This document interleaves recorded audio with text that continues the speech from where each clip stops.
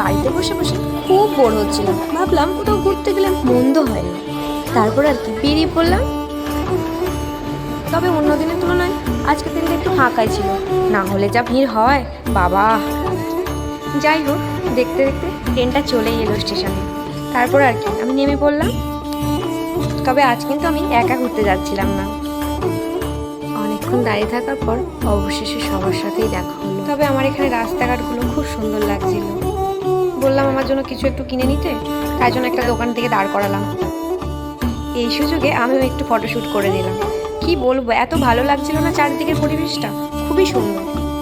তোমরাই বলো, এরকম পরিবেশে কার না ভালো লাগে। আমরা একটু দুপুর থাকতেই বেরিয়ে গিয়েছিলাম, তো ওই জন্য আরও ভালো লাগছিল। দেখো কি সুন্দর না, আমার তো এত ভালো লাগছিল সেটা বলে বোঝাতে পারবো না।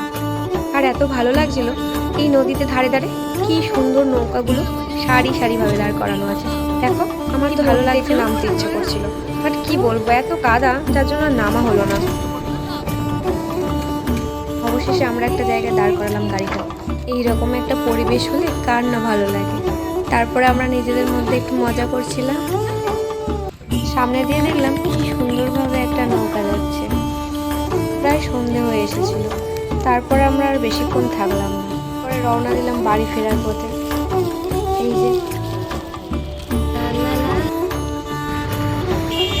সন্ধে হয়ে এসেছিল, যাওয়ার পথে দেখলাম ফুটপাতে সারি সারিভাবে দোকানগুলো কি সুন্দর বসেছে। এখান থেকে আমরা কিছু অল্প কিছু খেয়েও নিলাম। হবেই আজকের দিনটি আমাদের কেটে গেল। তো ভিডিওটি কেমন লাগলো সবাই কমেন্ট করে জানাবেন কিন্তু।